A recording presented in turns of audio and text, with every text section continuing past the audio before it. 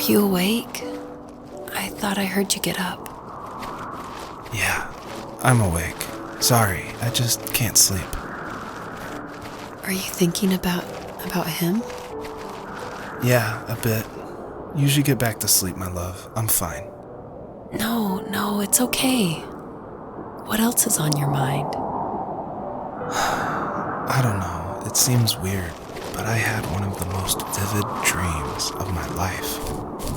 I saw a fox on a snowy mountain, just looking confused and worried.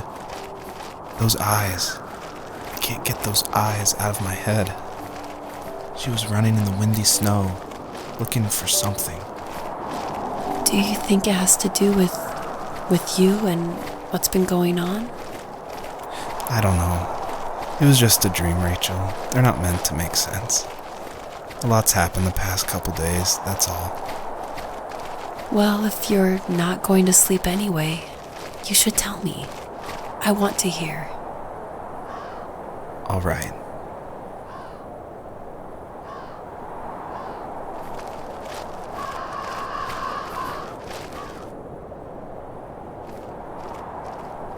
So, not far from her home, she followed that path to something unexpected.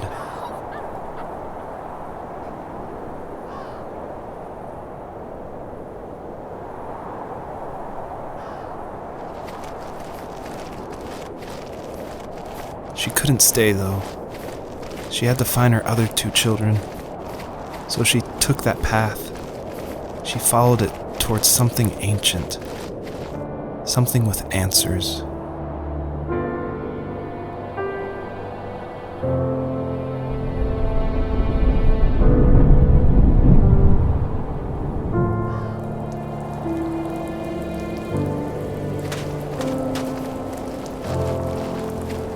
The fox looked high and low, searching for any sign of her cubs. Points of light showed the way to this ancient tree. It was as if each one had a story to tell, all their own. The land was trying to tell my story, too. I felt like I was right behind her the whole time.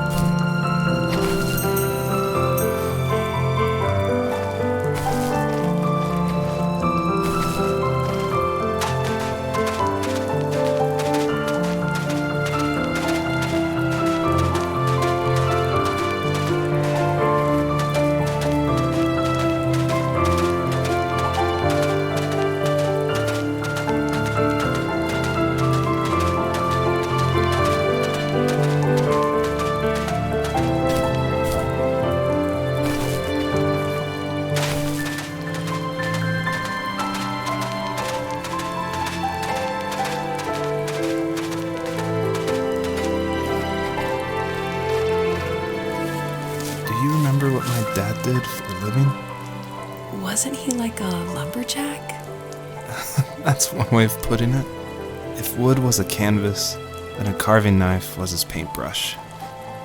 Even after working a 50-hour week, even after his hands were more splinters than skin, he would bring home the nicest piece of Alaskan weeping cedar and make me toys.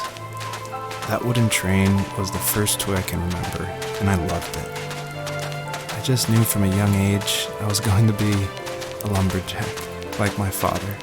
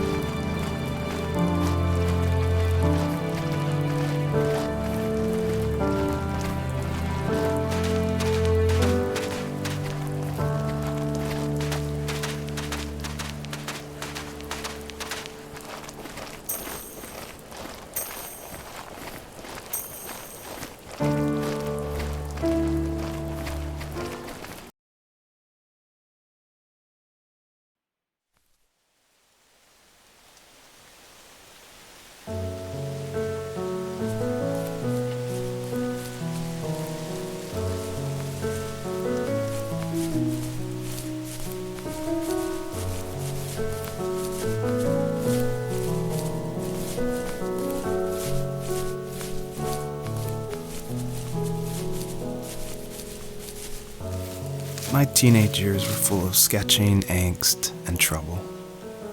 I wasn't popular or unpopular. Maybe just forgettable. I guess that gave me a sense of freedom, so I hung out with crazy kids, doing crazy things, even though I mostly just watched the chaos ensue. We did it all.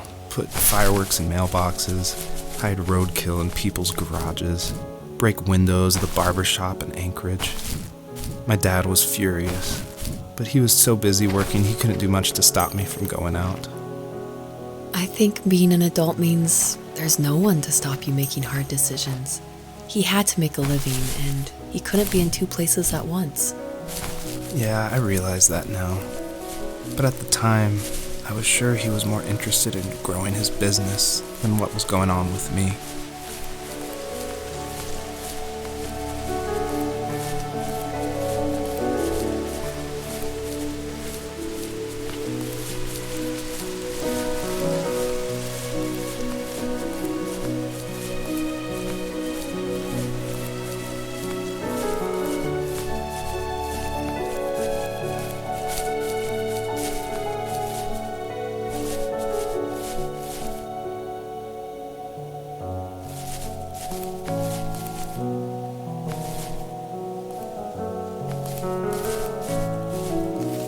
He was working another late night, and my friends were over, saying how bored they were and how they'd come all the way out to my house for nothing. One of them mentioned how that old, ugly beyond belief truck was still in the garage, and how we should take it for a spin. I was only 15, so I kind of fought it for a while. The next thing I knew, we were careening around the mountain path, rocks spitting onto the sides of the cliff, while my dad's cringeworthy bluegrass blared out the speakers. I drove while my friends were in the back of that yellow and purple truck, throwing beer bottles and trash at anything remotely interesting. Felt like I was soaring in the air with borrowed wings. But all good things have endings. A cop outside of Eagle River pulled us over after he saw us in a bottle rocket into someone's yard. What followed was a long night of talking to disappointed adults and feeling smaller than ever.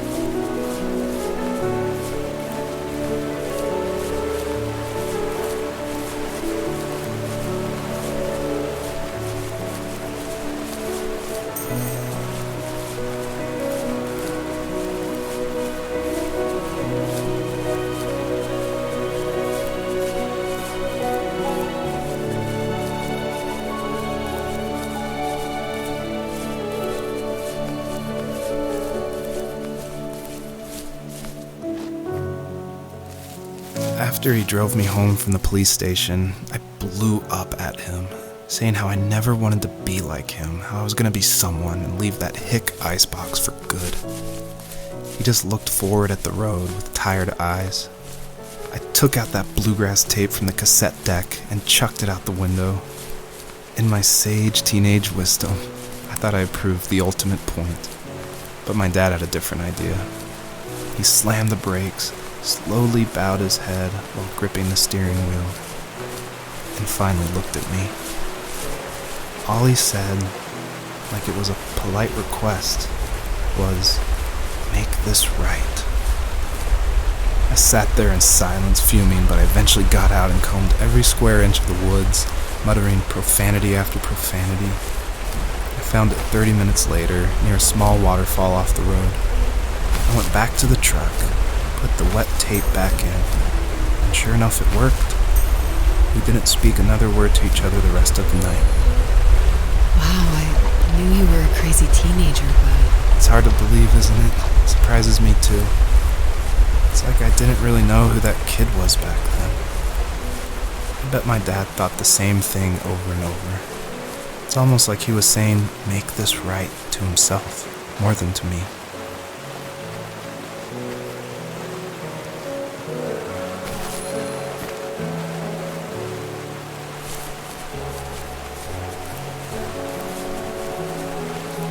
My friends would laugh about that night and talk about how crazy it was, and I laughed along, pretending it didn't bother me.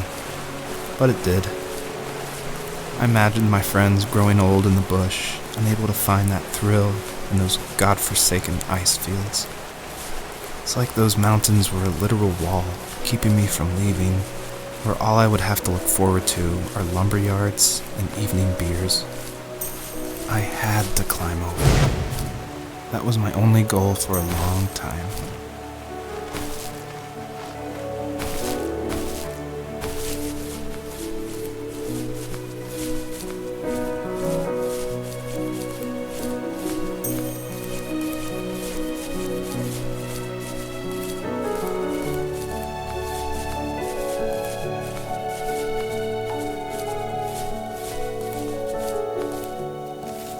If there was some way I could take my love of drawing and turn it into a way of escape, nothing would make me happier.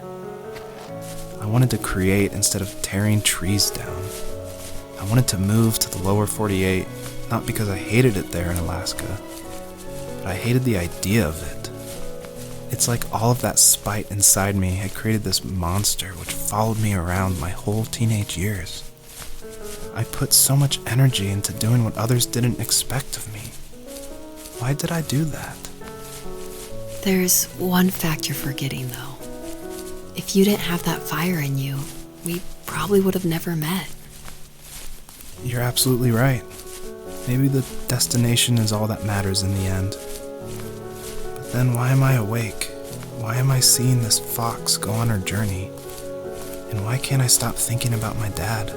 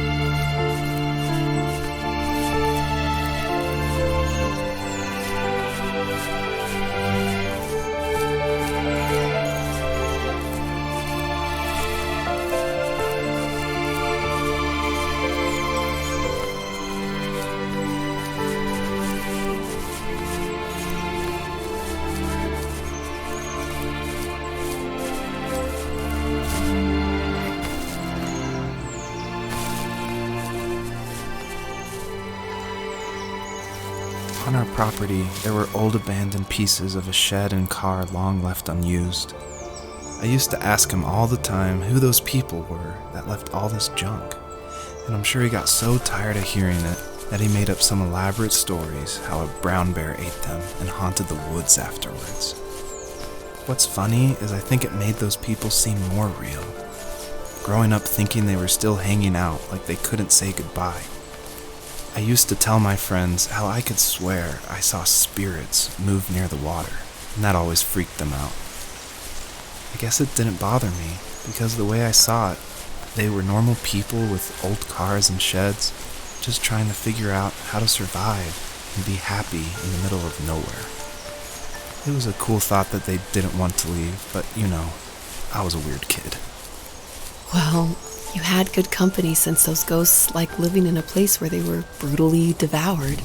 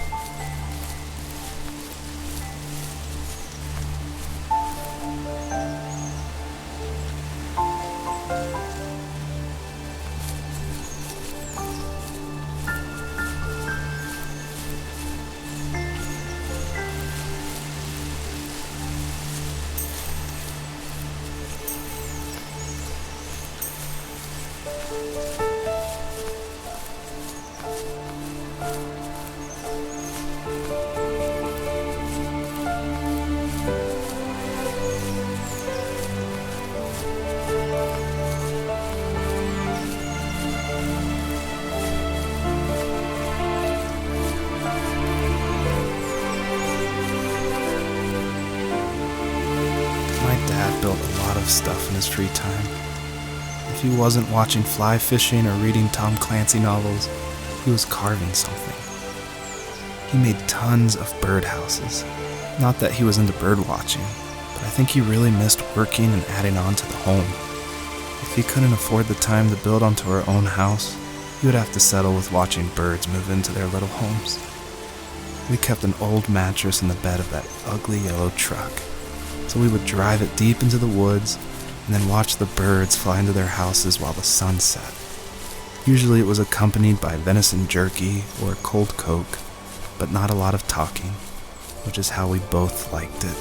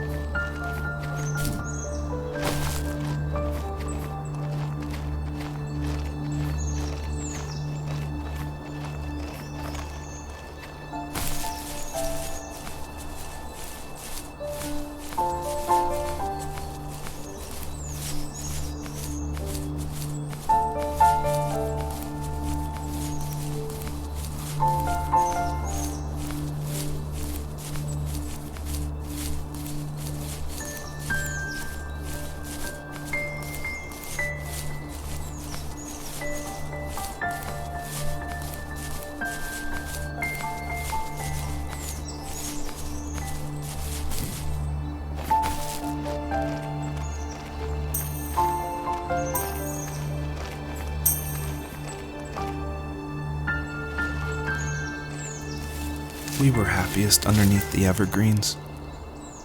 We decided it was time to finally map out the hundreds of acres we lived on just to pass the time during the summer. He was only free in the evenings, so I would spend the day wasting time on dial-up internet and sketching, and then we would rush into the woods, pen and map in hand, before evening fell. Sometimes, the aurora borealis would cast a cold green glow on the mountainside, and we would finish our route underneath a twilight sky. Sometimes I was lonely during those summer days, but there was comfort in the routine. A lot of teenagers aren't looking for the daily grind, though. There's nothing wrong with wanting to get out, to leave your childhood home. You wanted to progress, to make something of yourself. Yeah, you're right. That house. I'm sure it's the same as how I left it. But then why does it feel so different? I doubt you're the only adult to have looked back and asked that question.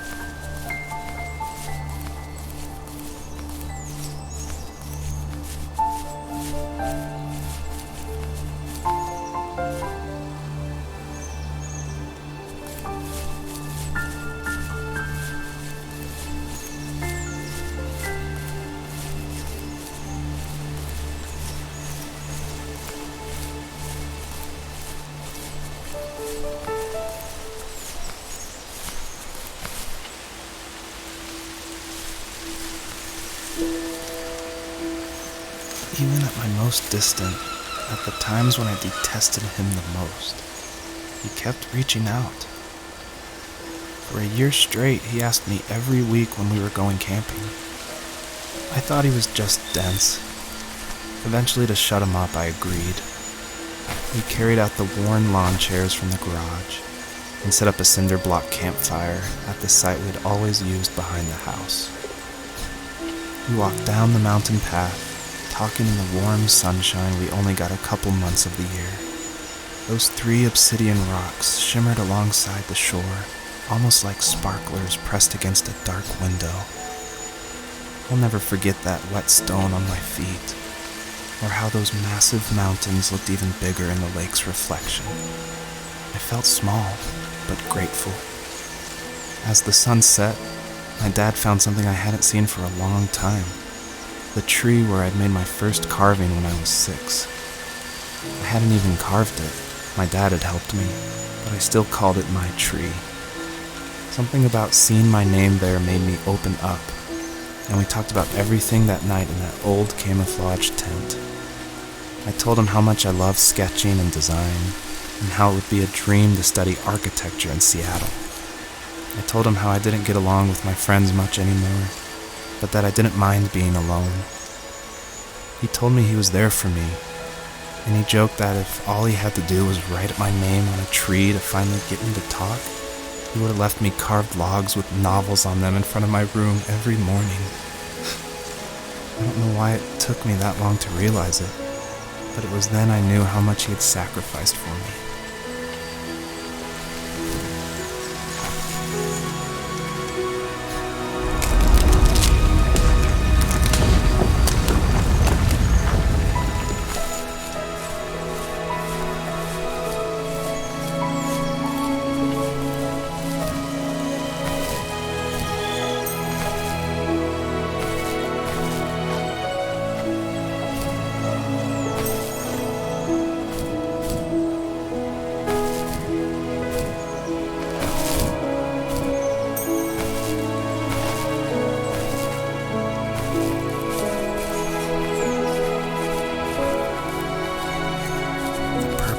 Stood nearby, unfazed, like nothing was wrong. My dad is dead, and he's never coming back, Rachel. I can tell you these stories, but I can never reminisce with him again. He can never hold a grandchild that we'll probably never be able to have. I can never talk to him again, and I'll never be able to say I'm sorry for everything.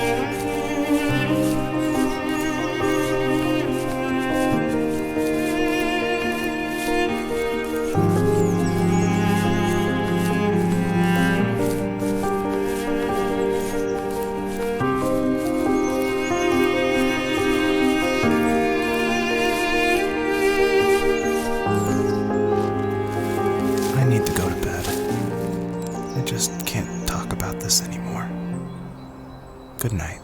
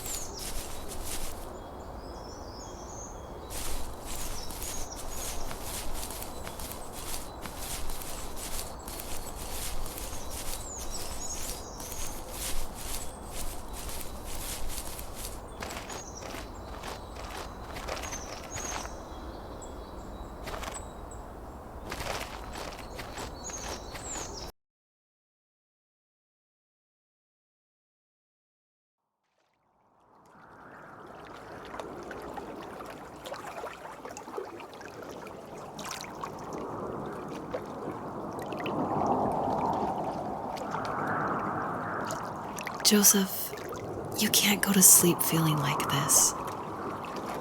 I'm sorry for everything, and I know you need space, but I'm here for you. You don't need to feel so lost. Joseph, have I ever told you what my mother was like?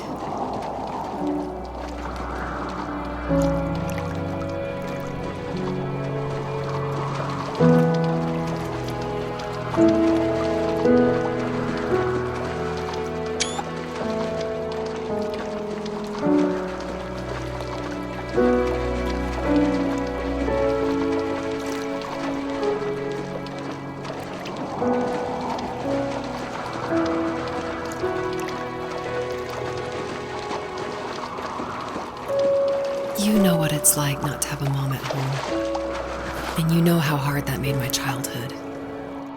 What helped me was watching the birds in the morning before the school bus came. I thought that my mother was one of those birds, and it made me want to be free like her. My mom taught me how to fold origami cranes while she was in the hospital, so I told myself I would fold one every day until I could fly myself.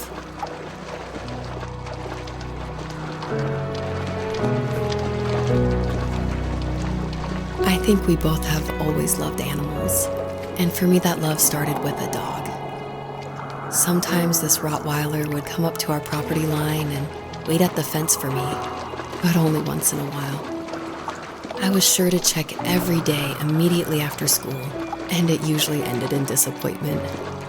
I would even steal money from my passed out dad just so I could buy these off-brand dog biscuits. Even when she did stop by, she never went beyond the fence. Why was she so scared?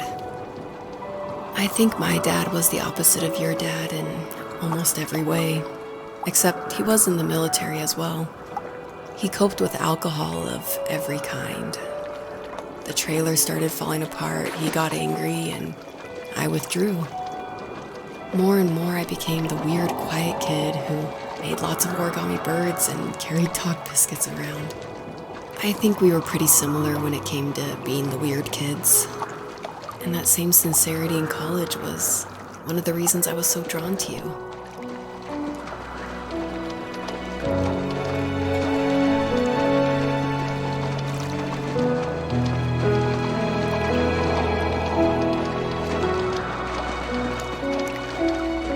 Life got worse and worse, and at one point, I really didn't think I could survive another day with my soul still intact. I had no real friends, let alone neighbors, since we lived in the middle of nowhere. I should have talked to my teacher, but I was scared what he would do if he found out. As I waited for the school bus one morning, I walked around until I found something in an abandoned shed. Something I can't put into words.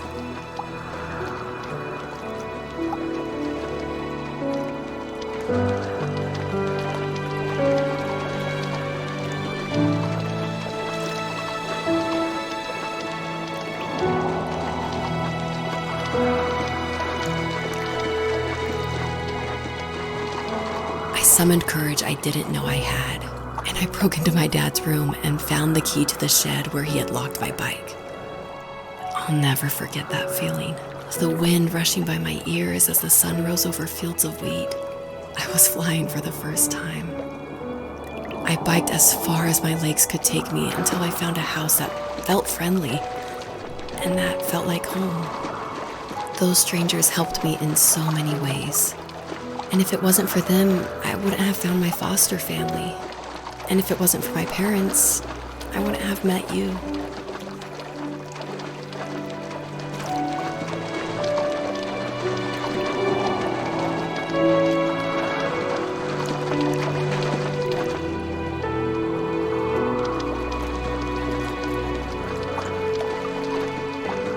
You have strength, Joseph, and you're not as alone as you think. It's all just so pointless, just waiting for life to happen. It's like having the home I always wanted is cursed out of my reach. The thought of being a parent myself, how could I do that when I couldn't even be a good son? I'm sorry, I know what you're saying. I just don't know how things will work out. These quiet hours will turn into years, and we'll wonder which roads passed us by. Then we'll forge a new road together. Besides, I discovered for myself that one fateful morning where any hopeful road leads to. There may be thorns and mist, but it always leads to the same thing. And what's that? Family. I'm so glad that you're part of my family, Rachel. And I'm glad you're part of mine.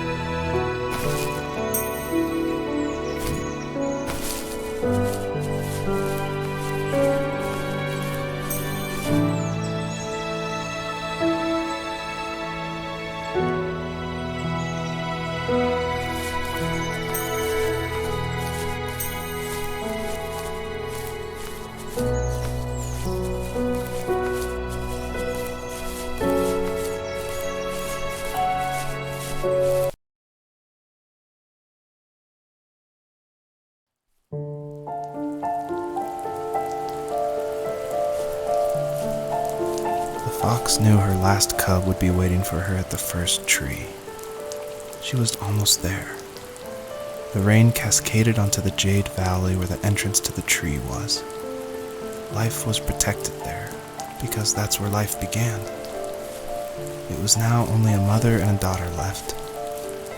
Items from my life still dotted the ground as she moved closer to her destination and destiny.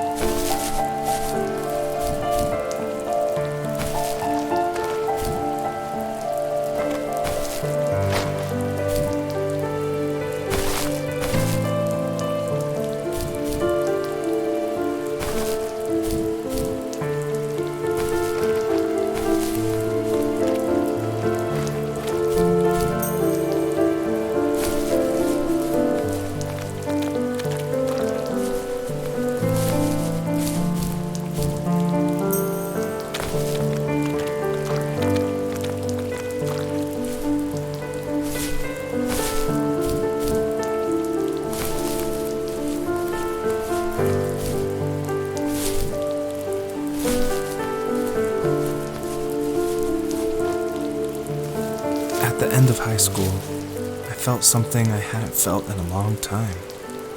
Drive.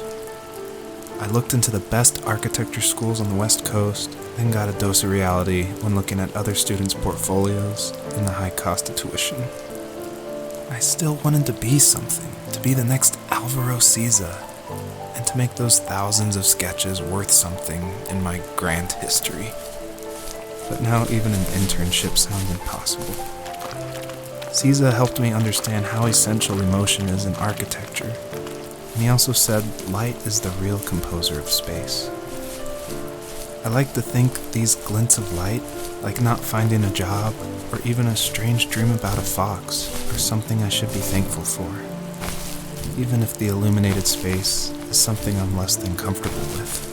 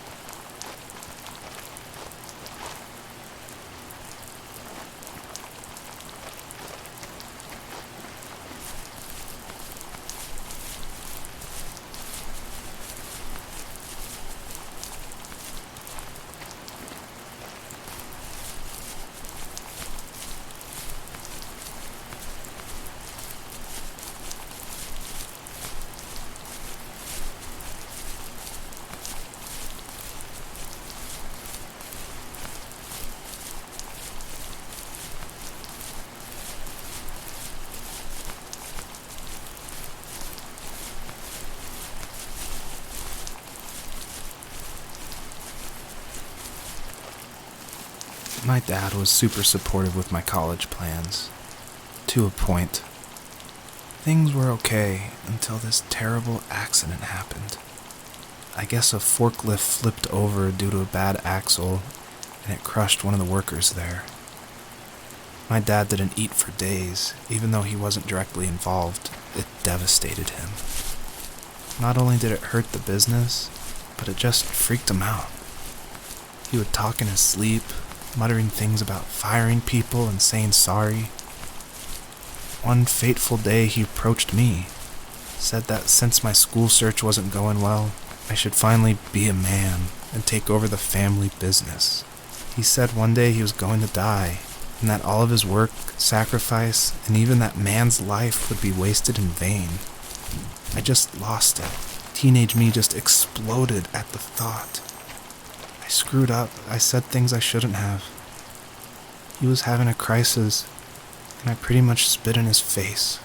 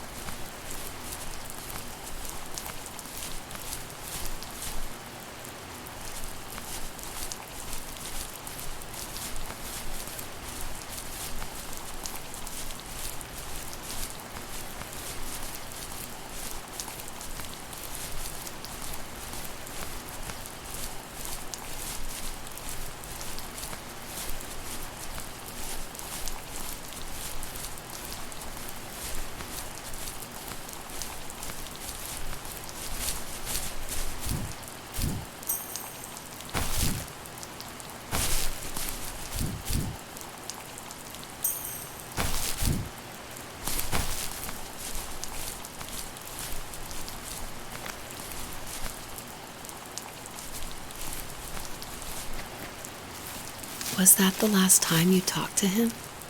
No, I called on holidays, and he would call on my birthday.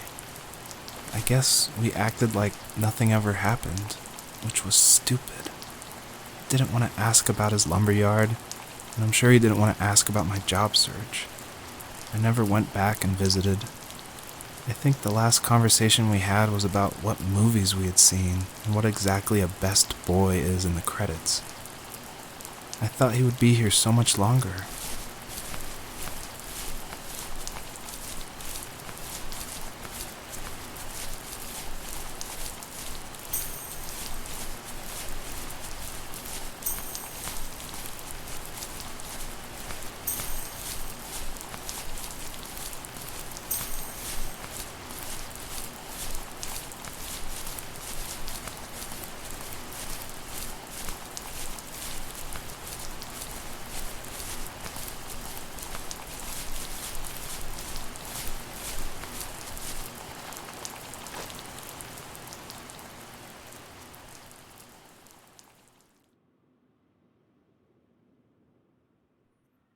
In the distance, the first tree illuminated the wasteland.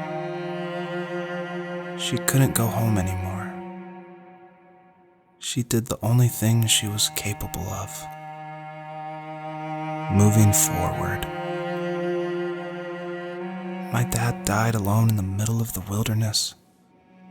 I should have been talking to him more. I should have done a lot of things differently. If the first tree on earth brought life with it, if it taught the birds to sing and fly and showed saplings how to grow, what could it do for us?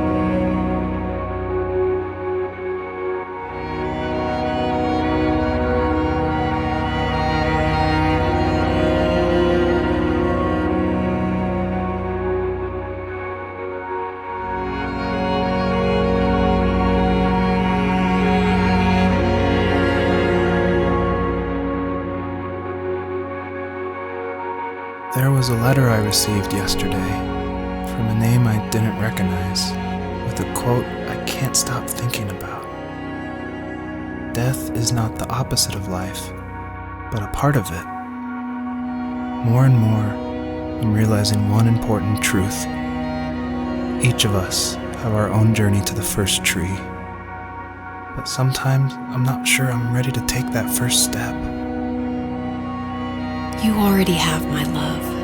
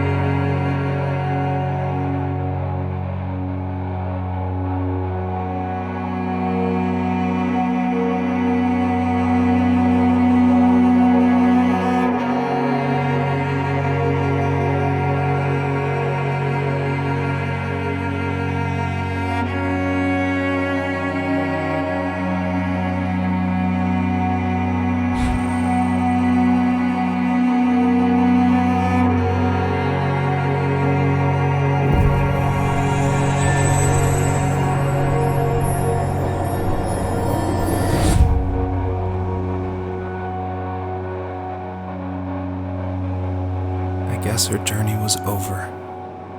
But I have no idea. It was only a dream, a distraction from tomorrow. I don't think dreams normally bring back to memory so many important feelings. Maybe it was just a dream, but it was also a gift. Yeah, I suppose. But tomorrow we're getting on a plane to the last place on Earth I want to be. The only person that would have made the trip worth it is gone. You're going to see him and be with him one last time before you say goodbye. I have one last quote for you by Emerson, sealed in an imaginary letter from me to you. It is the secret of the world that all things subsist and do not die, but only retire a little from sight and afterward return again. Go to sleep, my love. We have a big day tomorrow, but I'll be there with you every step of the way. Thank you. Thanks for listening. Good night, Rachel. Good night, Joseph.